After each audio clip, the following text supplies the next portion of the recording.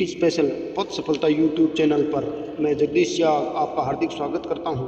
आज test number 21 में हिंदी शिक्षण अधिगम सामग्री पाठ्य पुस्तक और मल्टीमीडिया आपके समक्ष लेकर के उपस्थित हुआ हूं।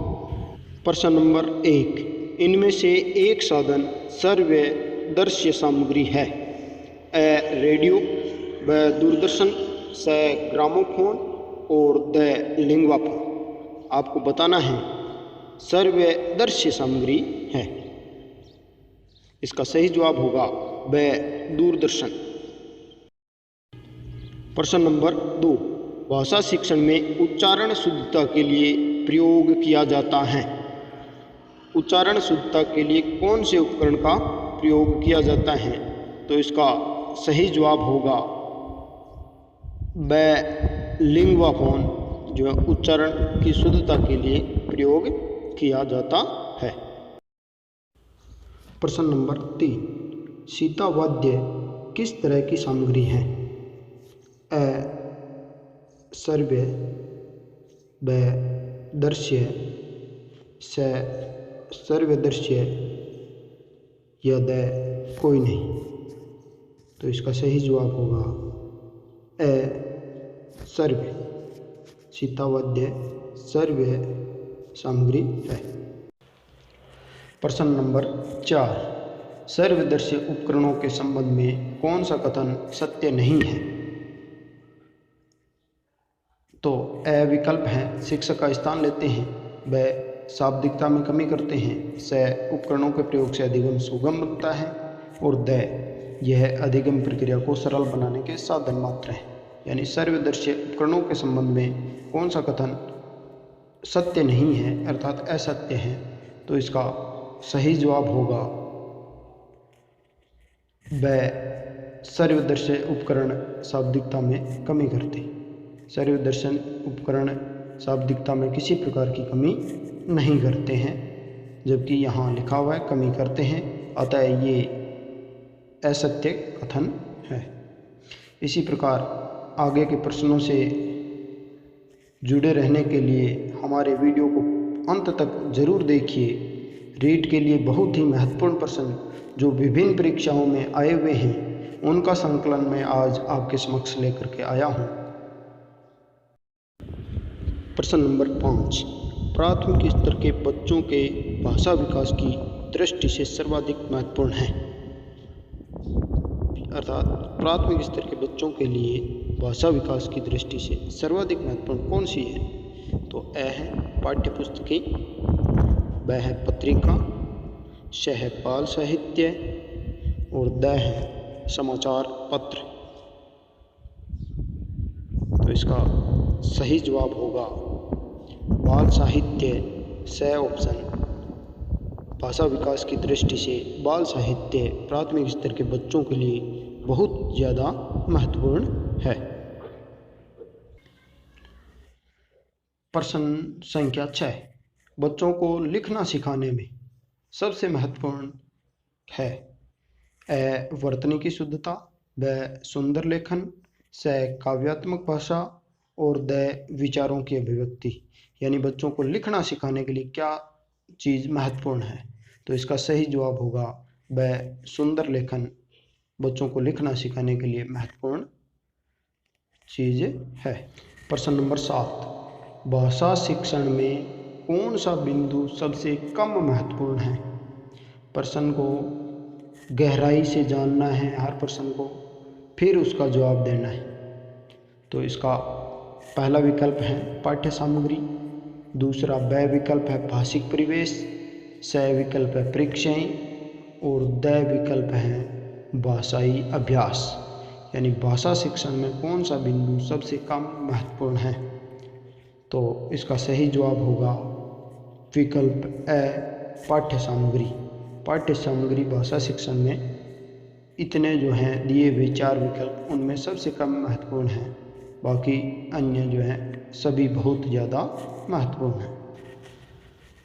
प्रश्न संख्या 8, शिक्षक प्रभावी अनुदेशन प्रदान करने हेतु जिन स्रोतों का प्रयोग करता है उन्हें कहते हैं।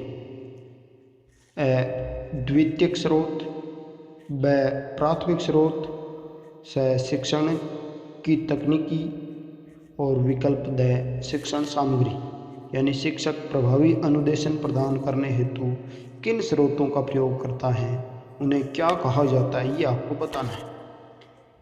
तो इसका सही जवाब होगा द शिक्षण सामग्री, यानी शिक्षक प्रभावी अनुदेशन के लिए जिन स्रोतों का उपयोग करता है उनको शिक्षण सामग्री कहा जाता है। शिक्षण सामग्री के माध्यम से अपना जो संप्रेषण है वो प्रभावी बनाता है और आसानी से अधिगम को लर्नर तक पहुंचाता है। प्रश्न नंबर 9, सर्वदर्शी सामग्री क्या करती है? उसमें ए है अवबोध में सुविधा प्रदान करती है, वह अधिगमकर्ता के प्रत्यक्षीकरण को विकसित करने में सहायता करती है, स अधिगमकर्ता की धारणा शक्ति को बढ़ाती है, और विकल्प द उपयुक्त सभी।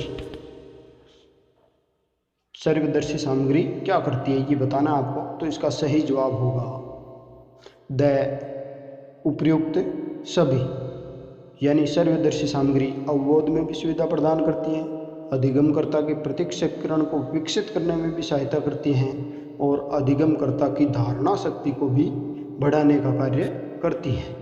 अर्थात ये सभी विकल्प जो हैं सर्वदर्शी सामग्री के संबंध में सही हैं, अतः इसका उत्तर होगा विकल्प द उपयुक्त सभी।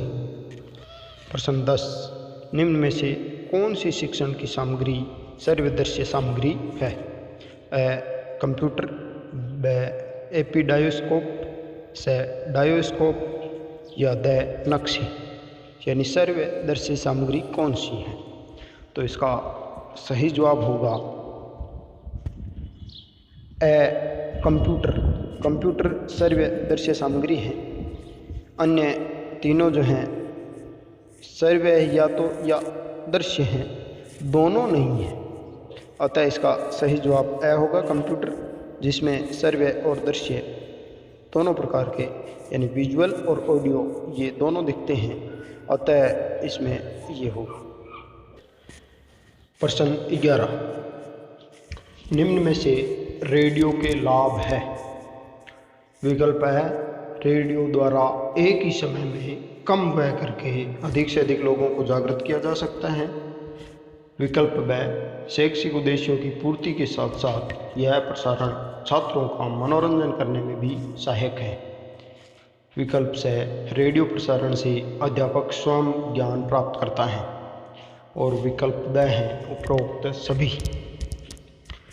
रेडियो से होने वाले लाभ आपको इनमें से चुनना है, तो इसका सही जवाब होगा विकल्प द उपरोक्त सभी, यानी रेडियो द्वारा एक ही समय में कम व्यय करके अधिक लोगों को जागृत किया जा सकता है।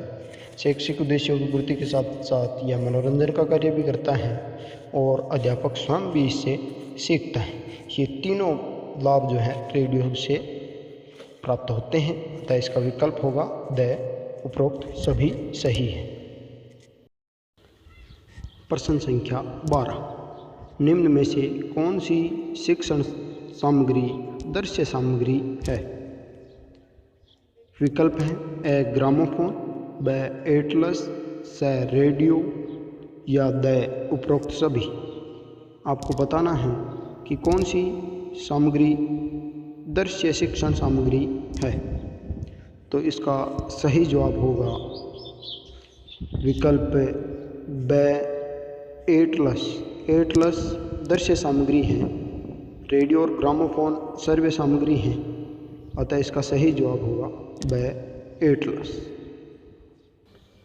प्रश्न संख्या 13, कक्षा कक्ष शिक्षण होना चाहिए? है संवादमूलक, ब सरल, से एक तरफा, द तीव्र, यानी कक्षा कक्ष शिक्षण जो है वो कैसा होना चाहिए?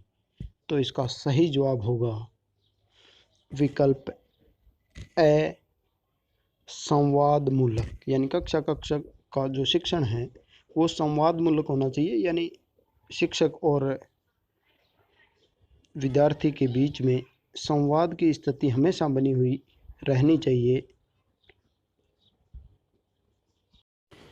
प्रश्न 14, ग्रामोफोन एवं टेप रिकॉर्डर में क्या अंतर है? विकल्प है, ग्रामोफोन में केवल सुन सकते हैं, टेप रिकॉर्डर में केवल देख सकते हैं। विकल्प ब, ग्रामोफोन में रिकॉर्ड स्थायी होते हैं जबकि टेप रिकॉर्डर में रिकॉर्ड जब चाहे दोबारा रिकॉर्ड कर सकते हैं। विकल्प से, ग्रामोफोन एवं टेप में कोई अंतर नहीं है। विकल्प ब, टेप रिकॉर्डर में केवल रिकॉर्ड कर सकते हैं, सुनने के लिए ग्रामोफोन का उपयोग किया जाता है। तो इसका सही जवाब होगा विकल्प ब, ग्रामोफोन में रिकॉर्ड स्थायी होते हैं और टेप रिकॉर्डर में रिकॉर्ड जब चाहे दोबारा भी रिकॉर्ड किया जा सकता है। प्रश्न 15, रेडियो के उपयोग है। दूर दराज के इलाकों में रेडियो के माध्यम से आसानी से संदेश पहुंचाया जा सकता है। विकल्प ब, आकाशवाणी केंद्र से अनेक शैक्षिक कार्यक्रम प्रसारित किया जाता है। विकल्प से, रेडियो पर सुनकर छात्र शुद्ध उच्चारण करना सीखते हैं और उनका शब्द भंडार बढ़ता है। और विकल्प द, उपयुक्त सभी। तो रेडियो के उपयोग बताने अतः इसमें सही उत्तर होगा विकल्प द, उपयुक्त सभी, क्योंकि ये तीनों जो हैं कार्य रेडियो के माध्यम से संपन्न हो सकते हैं। प्रश्न 16, विद्युत मस्तिष्क के रूप में सर्वाधिक लोकप्रिय एवं ज्ञान को अद्यतन बनाने वाली सहायक सामग्री है। विकल्प ए, VCR, विकल्प ब, टेलीविज़न, विकल्प से CCTV और विकल्प द, कंप्यूटर। तो सर्वाधिक लोकप्रिय और ज्ञान को अद्यतन यानी अपडेट करने वाली सहायक सामग्री कौन सी है? तो इसका सही जवाब होगा विकल्प द, कंप्यूटर। कंप्यूटर जो है वो सर्वाधिक लोकप्रिय और ज्ञान को अपडेट बनाने में सहायक है। प्रश्न संख्या 17, कंप्यूटर का प्रयोग होता है। छात्रों के क्षमता के अनुसार सीखने के लिए, व शैक्षिक निष्पत्ति बढ़ाने के लिए, से किसी कार्य में गति व शुद्धता बढ़ाने के लिए, और विकल्प द, उपयुक्त सभी। तो इसका सही जवाब होगा विकल्प द, उपयुक्त सभी, यानी कंप्यूटर छात्रों की क्षमता के अनुसार सीखने में, शैक्षिक निष्पत्ति बढ़ाने में और गति व शुद्धता बढ़ाने दोनों के लिए आवश्यक होता है। प्रश्न 18, सर्वदर्शी साधन चलचित्र में विशेषता है। चलचित्र छोटा होना चाहिए, व चलचित्र की भाषा सरल व स्पष्ट होनी चाहिए, से चलचित्र छात्रों की योग्यता के अनुसार होना चाहिए, और विकल्प द, उपयुक्त सभी। तो इसमें सही जवाब होगा उपयुक्त सभी, विकल्प द। चलचित्र छोटा भी होना चाहिए, भाषा सरल और स्पष्ट भी होनी चाहिए और छात्रों की योग्यता के अनुरूप ही होना चाहिए। ये तीनों विशेषताएं उसमें होनी चाहिए। प्रश्न नंबर 19, निम्न में से कौन सा शिक्षण का स्तर नहीं है? विकल्प ए, स्मृति, विकल्प ब, वर्णन, विकल्प से बोध और विकल्प द, चिंतन। इसका सही जवाब होगा विकल्प ब, वर्णन। स्मृति, बोध और चिंतन ये तीनों शिक्षण के स्तर हैं, वर्णन शिक्षण का स्तर नहीं है, अतः इसमें उत्तर होगा विकल्प ब, वर्णन। धन्यवाद। पथ सफलता यूट्यूब चैनल आपके उज्जवल भविष्य की कामना करता है। हमारे वीडियोज़ अगले जो हैं देखने के लिए पथ सफलता यूट्यूब चैनल को सब्सक्राइब कीजिए।